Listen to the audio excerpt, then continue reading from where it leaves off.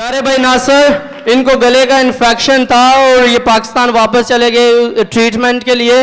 और जब वहाँ पे पहुँचे डॉक्टर ने इनको जब डायग्नोज किया कि आपका ऑपरेशन होगा गले का, लेकिन उसी वक्त इन्होंने फ़ोन उठाया और खुदा के खादम पास्टर मंजूर को दुआ के लिए बोला।